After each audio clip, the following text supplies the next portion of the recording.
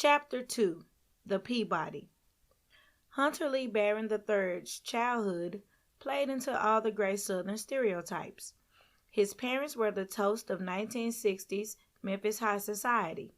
His father, Hunter Raymond Baron II, was a statesman in the legislature, had a reputation as a great orator, and was a fine attorney and an even finer person.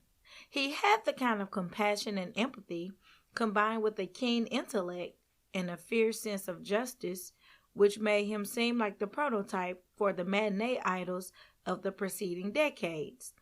He was both the Atticus Finch and the Gregory Peck of the Greater Mid-South legal society in its heyday.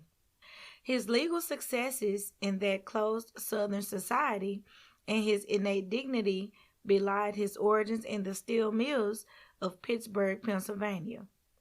He was the younger son of Northerners of very modest means who had the fortune of much wealthier and more renowned Southern kinfolk. Starting at the age of 8, Hunter Raymond Baron II spent his summers on a plantation estate of what is now modern Germantown. It was in the middle of the Great Depression, and his parents were struggling just to survive. But life on the estate seemed almost unaltered by the turmoil that was turning the rest of America on its ear. For Hunter, it was a sanctuary, a school dedicated to culture, art, and class, and a royal castle all rolled into one. It was there he learned the soft sounds of the Memphis drawl, how to feel comfortable at a formal dining table with the 14-piece setting, and how to, in general, fit in with his much more moneyed and entitled cousins. The patriarch of his Shelby County relations, a man for whom much of the county has named parks, statues, and roadways, was much taken with the polite, soft-spoken, but bright tow-headed young boy. His manners were simple but correct, and while his clothing was hand-me-downs, he was always clean and tidy. The live-in nanny, May, had no complaints regarding his behavior, nor did the missus in the evenings, after he returned from a day on the bench downtown. The same could be said for his own barren children, who had been given all of life's privileges and preferred to spend their days enjoying them, whether being escorted home by the police after racing their Thunderbirds down Poplar Avenue or being caught, again, dallying with the housekeeper's daughters in the stables. They enjoyed the high life. While the Beauregard Baron often despaired what would become of his own selfish, arrogant young sons, he had no such misgivings with young Hunter. As the summers rolled by, he began to admire the boy who worked so diligently at any task he encountered. He began to take young Hunter with him on various errands and include him on his weekend projects. Beauregard had a love for weekends in the woods, hunting, fishing, as well as craftsmanship. Weekends were spent in a cabin outside Gatlinburg or in a small barn on the edge of their main property, carving and shaping wooden boats. It was during these weekends that Hunter learned to tie flies, to clean a rifle, to make cornbread and beans over a wood stove, or, in the little barn, how to mold a piece of wood to make the fine but subtle curves necessary for a sailboat to stay afloat. By the time he was 14, he could cut, sand, stain, and finish a lake-worthy sailboat with minimal assistance. By the time Hunter was 16, Beauregard knew that he needed to help this young man make his place in the world. So he offered Hunter a place in his world. He offered to pay for his entire education, including law school, along with the position at his firm following graduation. It was a magnanimous offer. It was entry and acceptance for Hunter into a world where he was no longer the poor relation. He still needed the charity to get there, but it was also a chance to really become family. And so he did. And after enduring several Wisconsin winters to attend college, he graduated with honors and headed off to law school in New York, where he made his reputation on the moot court as an editor of Law Review.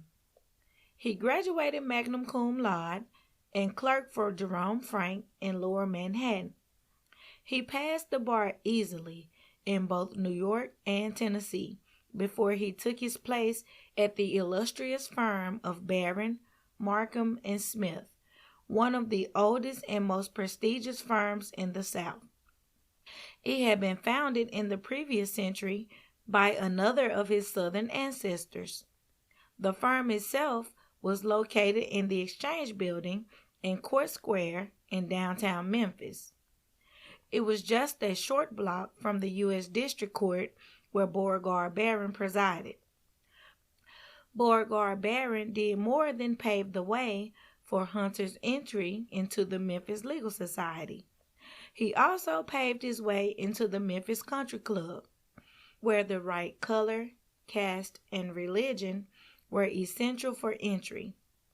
The fact that Hunter had quietly converted to Judaism a few years before was somehow overlooked, probably at the behest of Beauregard Baron. Not many people wanted to disappoint Beauregard Baron. If he wanted something, then it usually happened. He himself was a bit perturbed at Hunter's sudden conversion to Judaism, but blamed it on outside influences from Hunter's sojourn in New York for law school. It could have been worse, Beauregard thought. He could have become a communist. God knows that plenty of those New York Jews were harboring red sentiments. Hunter was celebrating a big win the night he met the slightly older, but still beautiful, Belle. Her name was said with irony, but she was, in fact, the Belle of Memphis Society in the summer of 1958. She was standing by the punch bowl talking to Marilyn Bells when the host of the event, Walter Chandler, brought Hunter over and introduced him to her. Belle Lee. Elizabeth Belle Lee was the third and very spoiled daughter of respectable but average folk in a small hamlet in East Tennessee. What advantages family couldn't give her, her beauty could. She was a tiny doll of a woman, petite but voluptuous. She was fair-complected, with natural medium blonde hair and light blue eyes. She had a charming, yet slightly aloof air about her, a bit prim, even during an era where her classmates raced into wartime marriages with the fear of danger, Nazis, and the Japanese overriding other dreams and aspirations. More than one of her high school friends entered motherhood before adulthood. While her classmates were writing love letters and mailing care packages, Belle was planning her escape from East Tennessee. She was the Hancock County Fall Harvest Queen in 1946. It was the biggest post-war celebration that Sneedville, Tennessee had seen, and it was where the wealthy, older Ronald Sneff caught her eye. Actually, it was his dark red Triumph Roadster, which had just been shipped across the ocean a few weeks before. His family was hard at work, making their fortunes in baked goods. Their iconic snack had flourished during the war thanks to a clever advertising slogan: "Send your love to the boys overseas. Send a piece of heaven cream pie." Mothers, sweethearts, even celebrities like Betty Grable and the USO began sending the Sneff cream pies in millions of care packages. When Robert K. Morgan held a heaven cream pie in his hand during a salute to the Memphis Belle during a newsreel, the fate of the tasty snack and the family fortunes were secured. Now, the somewhat doughy, 40-something heir to the cream-covered throne saw a new confection to add to his collection: and Miss Fall Harvest Queen did not object. After she announced her pregnancy in a breathy whisper during the Sneedville Christmas caroling and Christmas tree lighting, Miss Fall Harvest Queen became Mrs. Sniff in a small, low-key ceremony on Christmas Eve. She wasn't yet showing, so she was able to borrow a dress from the theater department of the local high school. In the last few years, that had become a popular option for teen brides of limited means. While wartime clothing rationing and repurposing had ended, in her family and her small hamlet, reusing and recycling clothing and fabric was a way of life that had been imposed long before the Krauts invaded Czechoslovakia. Belle would have been perfectly happy to accept Ronald's offer to take her to Nashville for shopping and lunch at the new Harvest department store, but her mother didn't approve of her accepting such a gift before the nuptials. She tried to explain to her mother, Pearl, that she wouldn't need a wedding dress after the wedding, but her mother just hushed her and said that she didn't need one at all with the theater department's loan-outs. Now did she? Her sister, Anna, was visiting at the time, and she snorted with laughter as Mama rebuked Belle. Anna and her husband, Earl, were visiting for the holidays before heading back to Nashville, where Anna was enrolled at Peabody College.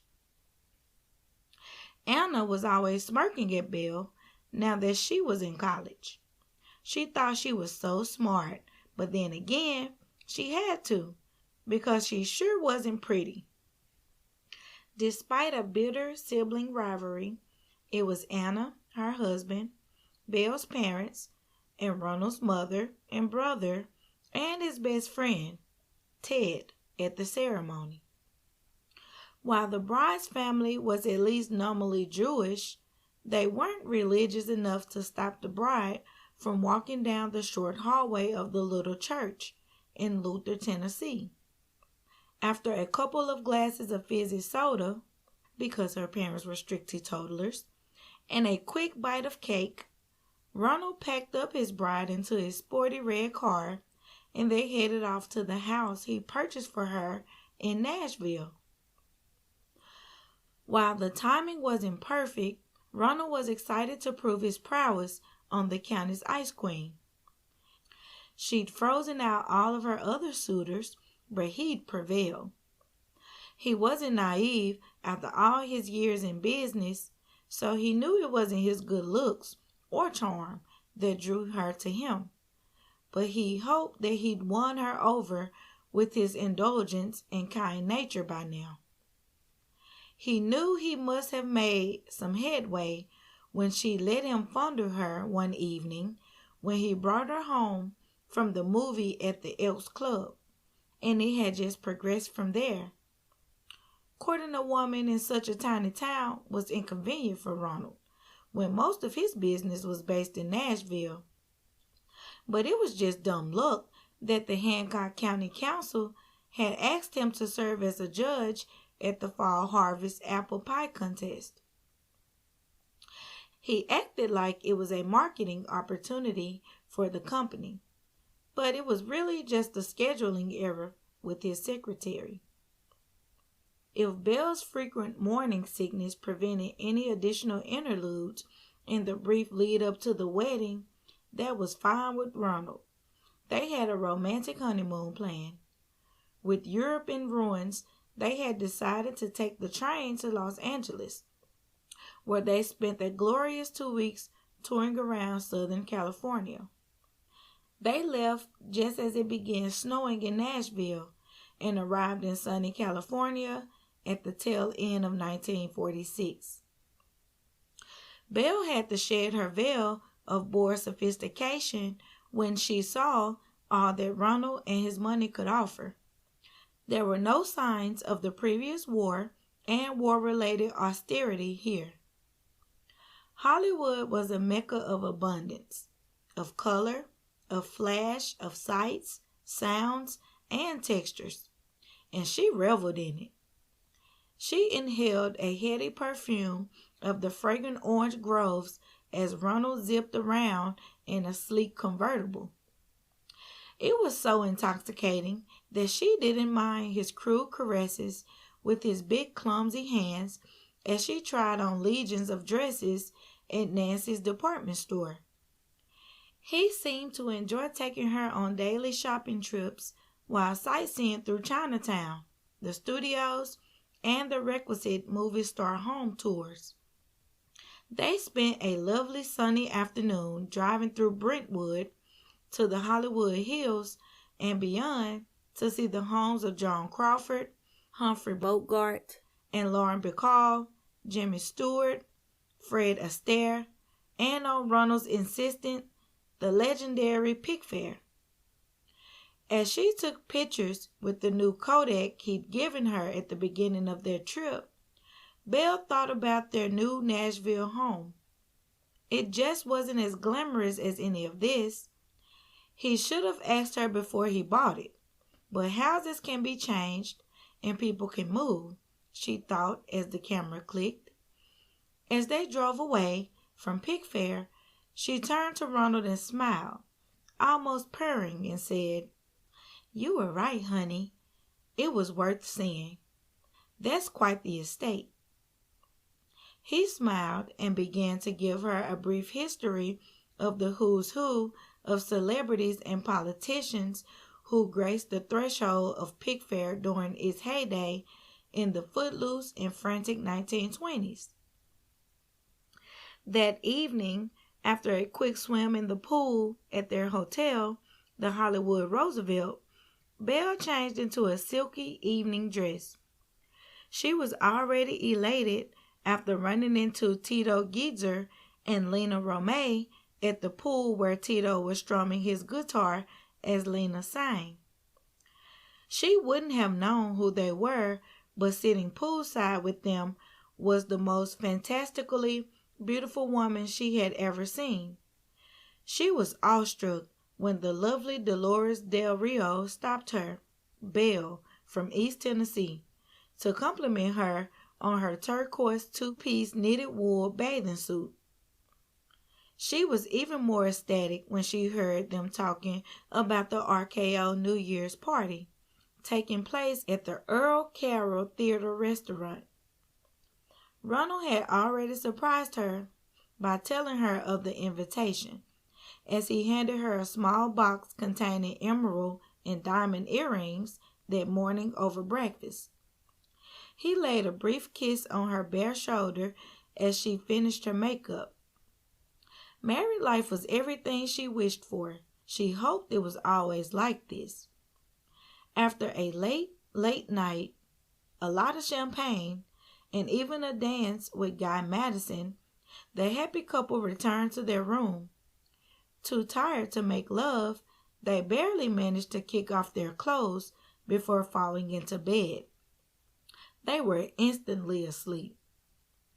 The next morning, after an enormous breakfast with bacon, eggs, toast, pancakes, orange juice, and coffee, they headed out to the Pasadena Tournament of Roses. Belle felt a bit waspish and bit her tongue to keep from snapping at Ronald as he cruised along the highway. She looked at his florid and sunburned face, shining with sweat, in his blue seersucker suit, and suppressed a shudder. She ignored the headache building behind her eyes as she watched Bob Hope, Roy Rogers, and Dale Evans pass by as the crowd around her roared. She felt Ronald's sweaty palm as it seemed to sear her hip through her dress. Once the parade ended, they headed back to the hotel to pack for a trip to Palm Springs. The remainder of their honeymoon was spent basking in the sun, poolside, as she worked on getting a golden California tan. Ronald spent a couple afternoons playing golf with Cornell Wilde and some other business acquaintances. Unfortunately, after the long honeymoon, the pregnancy quietly disappeared, and the new Mrs. Sniff was no longer interested in motherhood, homemaking, or her new husband. She was, however, very interested in Dior's new look and getting her own degree at Peabody. Now that she was back in Nashville with her sister across town, the rivalry was reignited. She eventually convinced Ronald that an education degree would help her relax. There would be no more episodes of feminine hysteria when he pressured her to start a family. But the marriage and the next one to follow didn't last long. By 1951, William Bill Braver was her second husband, and armed with her teaching certificate, they moved to Dalton, Georgia, near Chattanooga. She taught at the local high school, but she was tired of the cramped living arrangements at the Williams apartments. Bill was younger than Ronald, but it didn't seem to matter when Belle looked around the apartment at the sink overflowing with dishes and the overflowing laundry hamper. Her lesson plans were strewn across a chip formica kitchen table. The ugly brown couch with the ripped cushions crowded the tiny living room. The sagging mattress in the bedroom made a mockery of the entire marriage. She'd run out on Ronald after meeting Bill one evening, looking handsome in his military uniform. She'd fallen for the oldest ruse in the book. She thought it was true love, but now that the money was tight, romance seemed to fade away. She had money set aside from her previous marriage, but she kept it safe and secure in a separate account. A childhood filled with hardship had prepared her well. She didn't even let Bill know what she was planning. She waited until his best friend picked him up for work one day. Then she packed up all of her clothing and jewelry. Nothing else was worth taking. She'd had the smarts to tell him she needed the car that day, so she sped out of town and back to Tennessee in their blue Bel Air. She initially headed back to Nashville and her Peabody social circle. Fresh from her second divorce, rural living was beginning to feel a little too small and too provincial, but Nashville wasn't much better. Anna and her husband were still around, passing judgment on her every move. After the first divorce, she had been cut off from much of her social circle. Her large divorce settlement had made up for a lot of it, as well as her reputation as an excellent and gracious hostess. But even that couldn't save her social standing after the second divorce. By 1953, Belle needed a change of scenery. She headed to Memphis for graduate school and a new beginning far from the prying eyes of home. She was tired of being judged and being told what to do and what to think. She knew what she wanted, and it wasn't a bunch of snotty-nosed brats hanging onto her skirts with their grubby fingers. But why couldn't anyone understand that? Why couldn't anyone see that she was more than that? Couldn't anyone see that she had hopes and dreams of her own? When Hunter Baron II laid eyes on the sophisticated and glamorous Belle Lee in the summer of 1958, he didn't know or care that she'd been around the block more than a couple of times. She laughed at his jokes, her eyes sparkled when he looked at her, and if she looked sewed into the tight, satin Chanel cocktail dress, then that was all the better. She had that soft southern drawl that, even after all this time in Memphis, still made him melt. Especially when the words she was saying revealed a surprising intellect. Hunter liked having someone he could really talk to, and it felt like she understood how he felt about everything. He wasn't a child, but he still felt that childlike optimism, like he could really change the world if he tried hard enough. There were a lot of things he wanted to change, especially in Memphis, where the lines between white and black and rich and poor were so starkly written. It was almost 1960. It was time for things to change there. He liked that Belle didn't think his ideas were too radical or weird. She didn't think that he was some kind of communist because he wanted to help the poor. He'd been poor up in Pennsylvania with his folks. Bundling up all winter long just to go to sleep because they didn't have money for heat wasn't one of his favorite memories.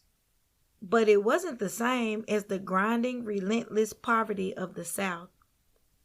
While Memphis had some notable exceptions, like the Orange Mound community, the rest of Memphis was a study of the haves and have-nots. While Hunter was glad to be moving up in the world, he was keenly aware that much of that was due to family connections and the color of his skin. He couldn't pat himself on the back for his achievements knowing that, but he also couldn't talk about how this made him feel without instigating an argument. Nevertheless, Belle didn't think he was stupid for thinking about these kinds of things. She'd pat his arm and say, "Hunter, if you want it to change, then change it." With Belle on his arm, Hunter could forget his humble beginnings. He could silence the voices in his head, his insecurities that told him he would never really belong and that he could never accomplish anything. Belle was his chance to settle down, have a family of his own, and build his own legacy. For Belle, Hunter was more the attractive option, literally. She could escape the wealthy divorcee social circuit, where attractive men were lovers, but rich older men paid all the bills. It was getting tiresome to have flabby old men sniffing around her. She was also tired of pretending to laugh at their jokes, to simper at their intellect. Hunter liked to blather on about esoteric things sometimes, and all the injustices he saw in the world. She thought it was a little ridiculous, but at the same time, she liked that he would talk to her about these issues, and even ask her opinion sometimes. She didn't like sex. She didn't like to be touched. It was dirty and disgusting. She resented all the lukewarm caresses of her other lovers, and she was tired of pretending to care as her erstwhile lovers pumped away at her. She only tolerated it so she could later extort them over missed periods and fake pregnancies. A botched abortion in Paris a few years back during a supposed trip for the spring season had made a real pregnancy an impossibility. With Hunter, she didn't have to deal with all of that. He treated her with respect. He thought she was smart and he adored her. He had her up so high on the pedestal that he didn't dare even suggest more than a bit of kissing.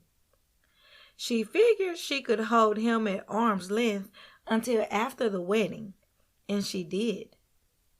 The honeymoon was another matter, but she laid still and endured his pawing and mawing at her. He wanted a family, and he wanted to try for one every single night of their 2-week trip to Acapulco. It wasn't as exciting as those halcyon days in Hollywood after the war, but the sun felt delicious on her skin, and she felt full of hope for the future.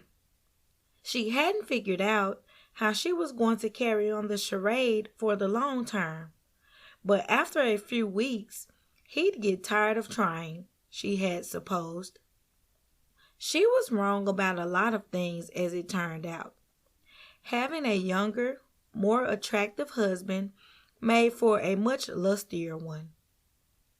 He wasn't shy in the bedroom, and he wanted to do all kinds of carrying on, even during the daytime.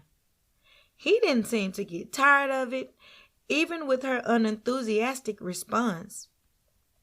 However, as he rose in the ranks of the firm, Belle realized she liked the perks of her position as the wife of the rising star. She wheedled him into hiring both a cook and a maid, and she threw herself into the position of the chatelaine of the manor, throwing large dinner parties every week. She threw elegant, costly affairs that made the other wives eye her with envy, and she loved it. At the same time, she wanted a career of her own. Parties and socializing were not enough. Since she had finished her doctorate degree in education, she hadn't used it. But now that Hunter was so busy at the firm, she decided she was going to go and find something suitable to her station, of course. She wasn't going back to high school, after all. It took a little fast talking and gentle nudge from some of the partners at her husband's firm, but in 1964, she was hired as an English literature professor at Lemoyne College. It was a school for colored people on the other side of Memphis. She didn't know why they needed a college education, but since her husband and his firm were involved in a case with the Memphis Public Works Labor Union, after 33 colored folks were let go for trying to unionize, she was looked on more favorably despite her lack of experience. She didn't think her husband's firm could win this one, even if they were the oldest firm in Memphis. But if it got her a nice professorship, that was all right with her. She didn't really care about a bunch of crummy colored folks getting fired, but Hunter and his firm sure did.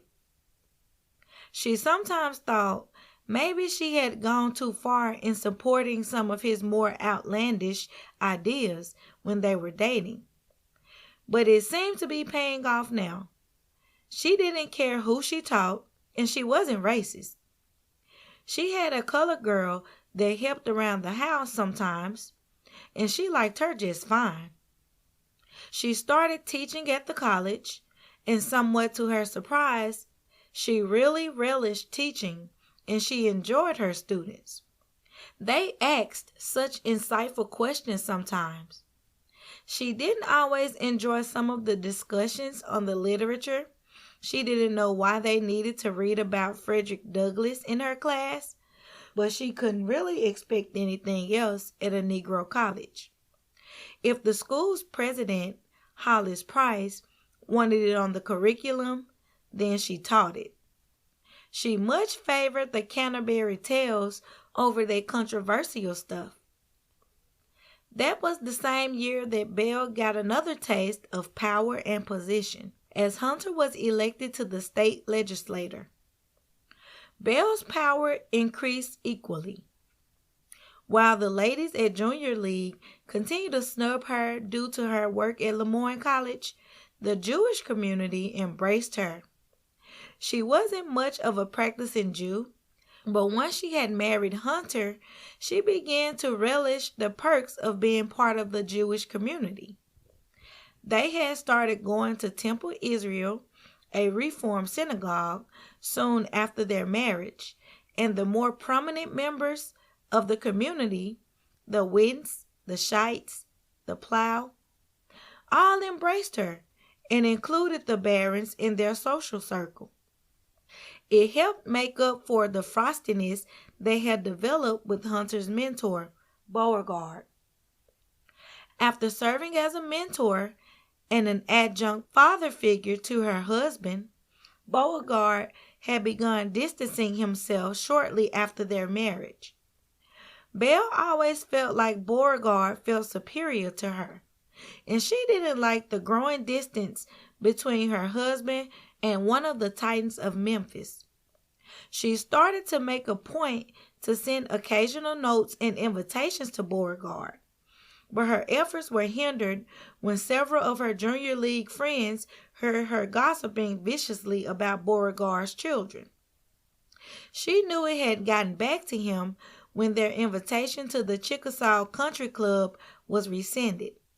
She knew that Hunter was hurt, but he threw himself into his work, and she stayed busy with the college and her ladies' club. She tried to avoid any conversations with Hunter about it because Belle was loath to ever admit when she made a false step. She had no problem castigating others for their faults, real or imagined, but if there was no one to directly call her to accounts, she wasn't going to offer herself up willingly.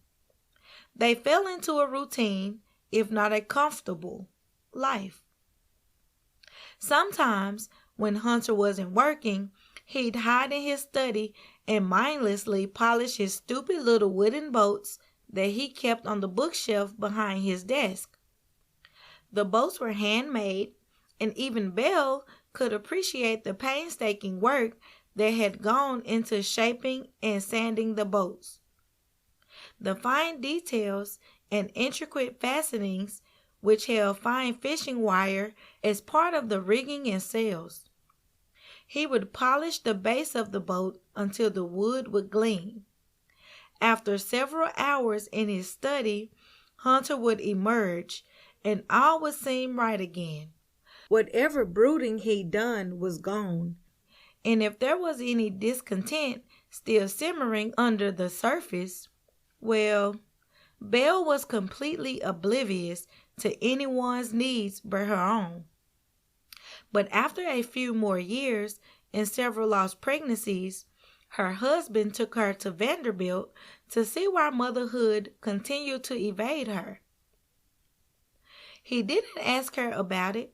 He just bundled her up in the car one cold January morning. He knew better than to try and talk to her about it. On the 4-hour ride to Nashville, she became hysterical, crying and screaming that he thought she was defective and wanted to replace her with someone younger and prettier.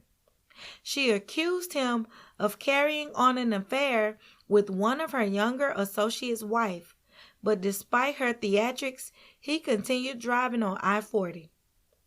Hunter didn't understand why she was so upset, and she didn't know how to explain how deeply this wounded her. Couldn't he see that she was more than that? Wasn't she family enough for him? Why did she have to give up everything so he could have a family? By the time they entered Nashville city limits, she had fermented a convincing story to tell the physician to keep him from the truth. The unsuspecting obstetrician fell for her story of multiple miscarriages, malformed fetuses, and unrelenting heartbreak immediately. He never even hinted at her possible deceit when she advised her husband that they abstain from intimate relations for her health and to consider adoption. She was able to stave off his attentions and motherhood for a few more years until 1968, when he decided to run for re-election. He had fierce competition this time, and he had alienated the new mayor, Henry Loeb, with his civil rights advocacy. Loeb was a fierce segregationist, so despite being part of the same political party, Loeb was backing other candidates. Hunter hired a bright young campaign advisor who, despite looking wet behind the ears, offered sage advice. If you want to get the average man's vote, you need to look like a family man. So, for the sake of the campaign and for overall appearances, Belle went along with the plan. She didn't want to. She was 40, and she liked her life the way it was. But Hunter seemed dead set on it. She thought he'd be dissuaded as time passed, since neither of them were young. But as he climbed in the polls, he only became more adamant about it. She didn't believe the campaign workers' advice was really responsible. He'd always wanted a child, and this was another tactic to get his way. She couldn't argue with his career. He had a booming practice, and all the important families in Shelby County sought his advice. Despite his recklessness in taking all these Negro cases, conservative families like the Hohenbergs invited him to play golf. Sarah Hohenberg herself had taken Belle aside at a Sunday brunch that was filled with the who's who of the Junior League to let her know that they were supporting Hunter in his run. Sarah's husband seemed to have a real wandering eye, but didn't most men? In some ways, his obstinacy in these court cases was responsible for much of her career success. She had been recently given several more classes in history as well as literature. While she didn't understand all the fuss about garbage men, she did understand why people were upset that Mayor Loeb didn't even seem to care about workers being crushed to death in faulty garbage trucks. That just seemed ungracious in her opinion. She was also annoyed that her husband's uncle Beauregard was getting all the press and the attention for the case. She couldn't help but feel bitter when a photo was published on the front page of the Commercial Appeal showing Beauregard Baron and Martin Luther King Jr. walking into the courtroom. You could barely even see her husband in the background carrying a file box into the courtroom. Her husband's caseload became more important to her when she received the engraved invitation to dinner with Governor Al Gore and his wife Pauline. It made his campaign seem all so real. She could picture herself as the First Lady of Tennessee in the governor's mansion just outside Nashville. She remembered seeing a news report when the house was bought, but she'd never been inside.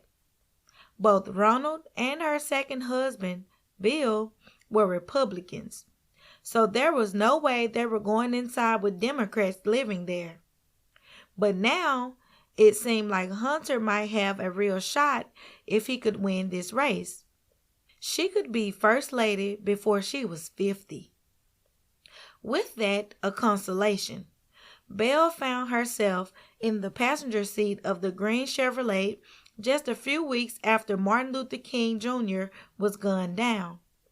They drove down a lonely highway and adopted a large white baby boy from a young girl in the dirty trailer in Selmer, Tennessee. She wasn't yet 18, and Hunter Lee wasn't her first baby. They left the barefoot young girl and two squalling brats in the rearview mirror as they drove off with Hunter III in a cardboard carrying box, wrapped in blankets. Even though she had resigned herself to it, Belle couldn't quell the bitterness she felt inside. Once they brought the baby back to Memphis, Hunter saw a profound change in his normally quiet, peaceful home. Everything became a fight with Belle, even Hunter's name. She insisted on Lee as his middle name, even while calling him the third. But sweetie, if you want him to be the third, his middle name needs to be Raymond, he argued, logically as a cool-headed lawyer ought to do. Besides, he added, there may come a day when you won't want to advertise your lineage quite so much. Belle ignored him, and when they filled out the birth certificate, Lee was inked in over his objections. The fact that Jews had a prohibition against naming after the living wasn't even discussed. For Belle, the middle name of Lee solved everything. It gave her family heritage the prominence it deserved, and it meant that baby Hunter wasn't really named after anyone. Or at least, that's the logic she applied. She refused to hear any alternatives. There would never come a day when I won't be proud to have a fine, loyal General Robert E. Lee in the family, Belle declared dramatically after filling in the birth certificate. Hunter noticed that her East Tennessee accent became more pronounced. and she began to gesticulate in a theatrical manner that Vivian Leigh would envy. He inwardly sighed for the 7th time that day. He was in the middle of a heated political campaign, along with the legal battle of his career. He didn't have time to indulge the petulant wife he now suspected as becoming slightly unhinged. Maybe it was just the stress of new motherhood, he hoped. But she'd adjust. Women raise kids every day, everywhere. She'll adapt. He just wished she'd hurry up and figure it out. His family was visiting from Pittsburgh, and he was already ashamed of how Belle was acting. The house was in complete disarray, and she was the ice queen to his mother, using that southern drawl and exaggerated courtesy to exclude her from conversations. Bless your heart was nothing compared to the way Belle could make the mildest, most innocent-seeming phrases sting with vindictiveness. His mother, Ruth, had gone out of her way to welcome Belle ever since the low-key courthouse wedding ceremony. But Belle seemed to find everything Ruth or his dad, Hunter Sr., did as a challenge to her authority and standing within his household. Their short visit after Hunter III came home was filled with tremendous tension, with Belle giving them the silent treatment after his mother offered to help with the baby. They ended up leaving early the next morning, even though they had driven for 12 hours to see him. He was mortified, but like Hunter's middle name, it was just easier to give in and keep the peace. He didn't know how his charming socialite of a wife had become such a malicious shrew, but now that he had baby Hunter as his responsibility, he did his best to endure. Any hopes he had that motherhood would soften her angry edges died the first time baby Hunter spit up after eating. The maid, Gloriana, had taken on nursery duties as soon as it became apparent that Belle had absolutely no interest in doing so except as a performance piece. In one such instance, Gloriana had presented Belle, at her request during a dinner party, with baby Hunter after he had recently fed. The maid cautioned Belle that he needed to be burped, but this went unheeded until baby Hunter spit up on her new Balenciaga gown. In that moment, seeing the cold rage in her eyes, Hunter's hope of a happy family life died. She remained calm and controlled in front of their guest, as it was a fundraising dinner after all, an intimate meet the candidate dinner for the wealthy donors. But he knew it was far from over. That night, after all the guests had left, after he had shaken the last hand and closed the door, he slowly made his way up the stairs of their Tudor-style home. As he passed the nursery on his way to the master bedroom, loosening his tie, he heard something that chilled his very marrow. He expected anger, tears, or even histrionics from Belle. He didn't expect to hear a cold, emotionless voice saying to his 5-month-old son, "You are trash. You come from trash. You weren't wanted. They didn't want you, and I sure don't want you. But as long as you are here, you will learn not to embarrass me. I won't tolerate it." He was ashamed to say that he didn't confront Belle that evening or any other evening over what he'd heard. He did take care to make sure he kept the nanny well taken care of and tried not to leave little Hunter alone with Belle. It frankly made him uneasy to think about her talking to an infant like that. As the weeks passed, he relaxed a little, once he saw no evidence of any further episodes. In fact, she seemed to settle into a routine. She came out with him on the campaign trail with the baby. She even decorated his little pram with the campaign sign. She smiled winningly, posing and teasing the press photographers who had come out to record the event. Her Scarlett O'Hara, lady of the mansion, La Grande Dame, the senator's wife, performance was Oscar-worthy. He wasn't crazy about the theatrical flourishes, but he was glad that the charming, charismatic Belle was the one who showed up for the cameras. She also seemed to have accepted the baby more readily.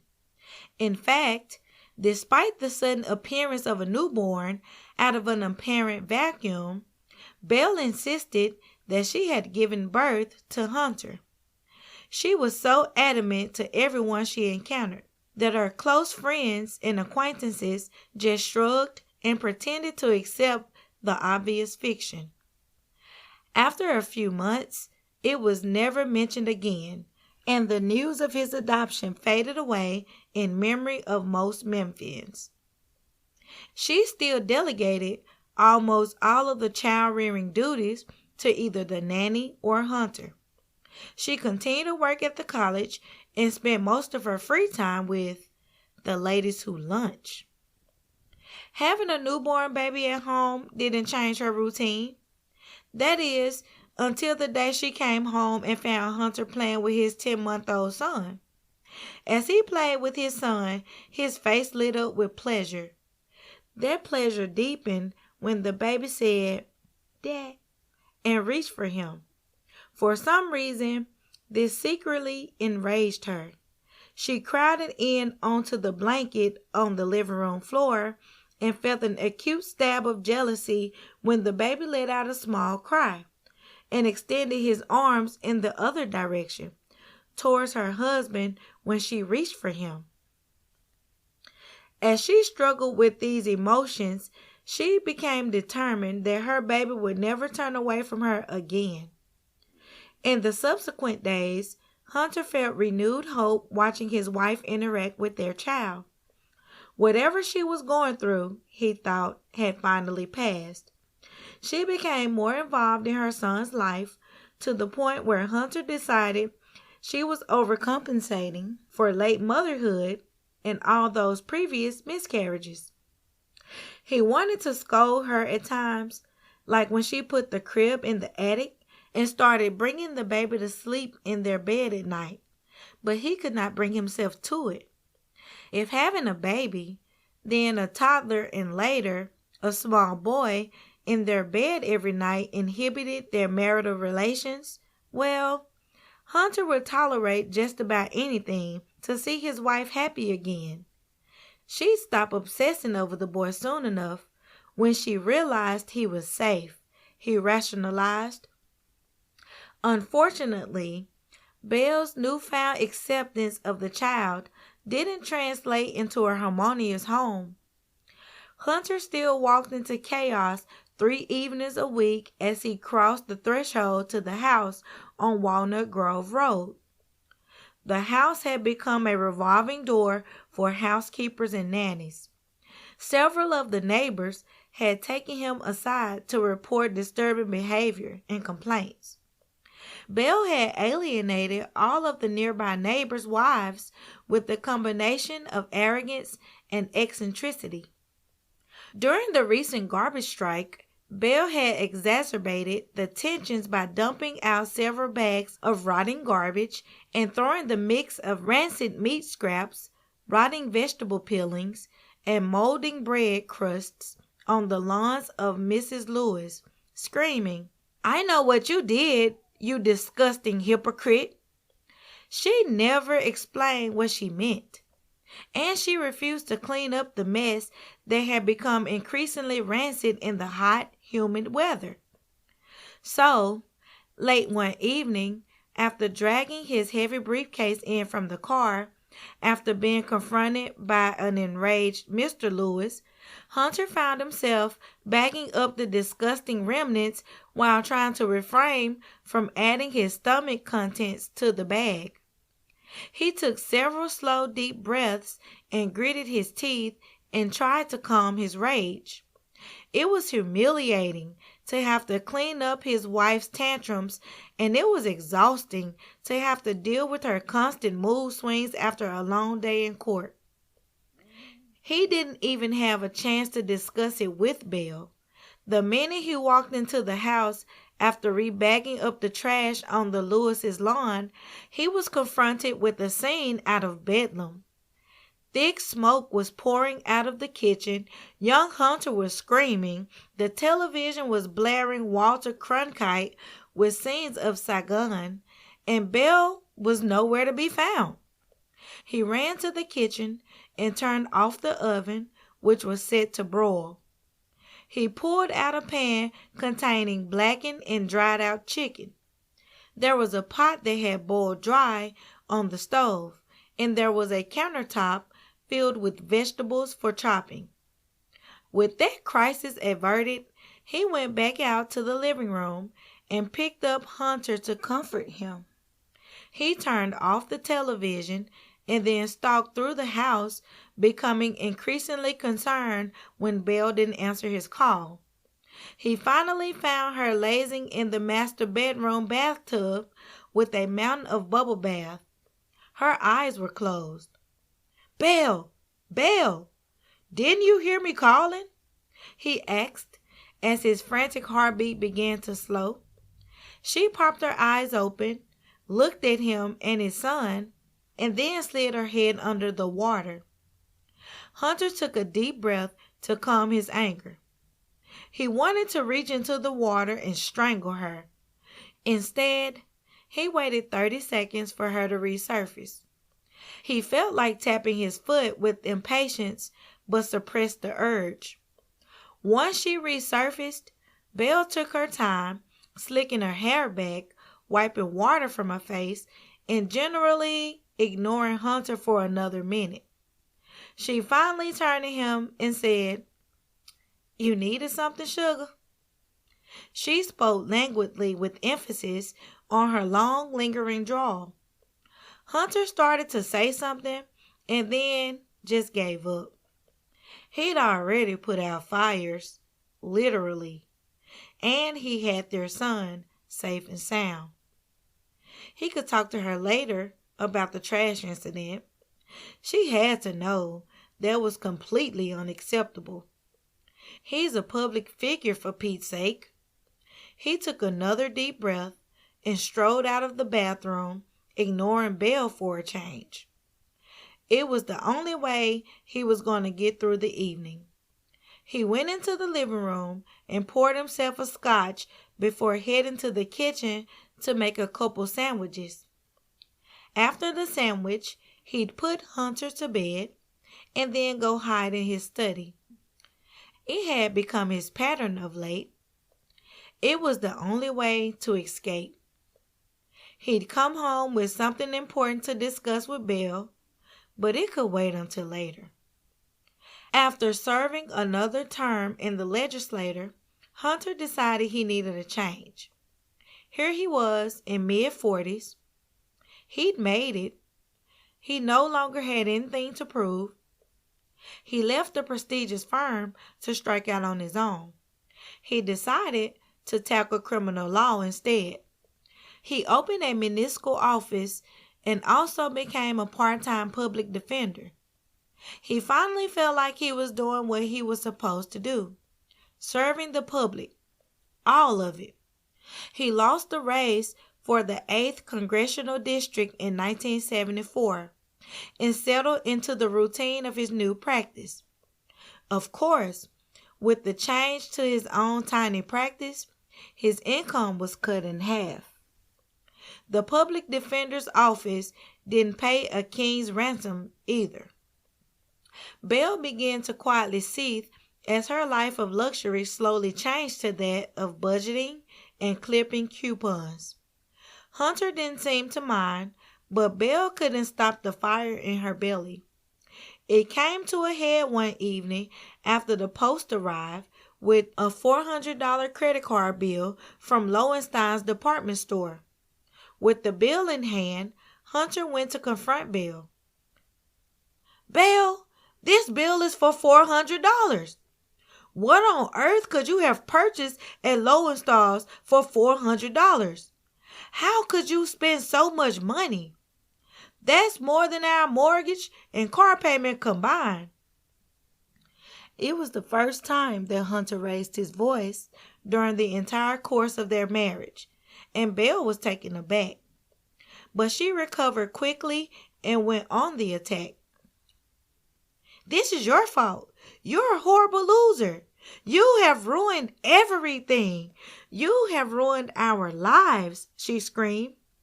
We had plenty of money before you decided to just quit everything. You don't care about anyone but yourself. I needed a new dress and coat for the Sunday luncheon. It's bad enough you embarrassed me working with disgusting criminals. Now you want me to show up in rags? Belle screamed, her face red with rage. What about our son? Do you want me to take him to show in last year's clothes? Do you want people to know that you made us poor now? Besides, don't worry. I'll get the money from your Uncle Beauregard. He won't let us live like paupers. Belle yelled, with her face just inches from Hunter's, her hot breath washing over his face. Without any previous thought, Hunter grabbed Belle's shoulders and held her tightly in his grasp. No, you won't, he said calmly. You will leave my family out of this mess. You will take everything back tomorrow. You will get a refund, or you will be very, very sorry. I know that I have let you get away with this behavior in the past, but it's time I lay down the law. I am canceling all of your credit cards, and I won't be paying for any more of these bills that come in. From now on, anything that you want to buy that isn't groceries or gasoline will have to be approved by me. And now I'm done discussing it. Hunter finished. He then grabbed his briefcase and headed back to the office. He had a couch in there, and while not comfortable, it was better than an icy marital bed. As soon as Hunter left, Belle whirled into his study like a dervish. She grabbed photo frames off the fireplace mantel and smashed them into glittering bits, including a photo of her holding their son and their wedding picture. She knocked heavy legal tomes to the floor. With a wide sweep of her hand, she brushed the surface of his desk clean, knocking files, papers, pens, and a wide variety of debris to the floor. Her heart was pounding, her breath ragged, and she rained destruction on his study in her rage. Her eyes lit on the wooden boats as she was filled with a gleeful laughter as she ripped each boat one by one and smashed it against his desk until the wood splintered into small pieces. She kept smashing and smashing the boats into smaller pieces. Finally, she looked at the pile of rubble and her eyes lit up again. She lifted her gown, squatted, and urinated on the piles of wood and paper. There was a splatter as her hot urine hit the legal book. She straightened up. Her rage was now spent, but she wasn't finished. She went into the kitchen and got the long-handled matches she used for the oven. When Hunter got the call at his office, he rushed home immediately. The firefighters were still putting out the last embers in his study when he arrived. "Oh, Hunter," his wife cried as she rushed to him, arms outstretched. Nearby, the nanny held their son's small hand. Belle, he noticed, was wearing her finest dressing gown. Tears tracked her face as she clutched him, saying, "I was so scared. I'm so glad you are here. I didn't know what to do." The study was a total loss. Flames had scorched from the fireplace, up the walls, nearly to the ceiling. The entire room was blackened with smoke, and its contents lay in ruins in small puddles. One of the firefighters on the scene, Jimmy Kennedy, took Hunter aside. You are lucky the whole house didn't go up, Senator. If the drapes had caught, this whole place would have burned to the ground. It looks like it started in the fireplace. Were you burning anything? You know you should never leave a fire unattended. Now, I'm going to let you get back to your family while we finish up here. She seems pretty upset.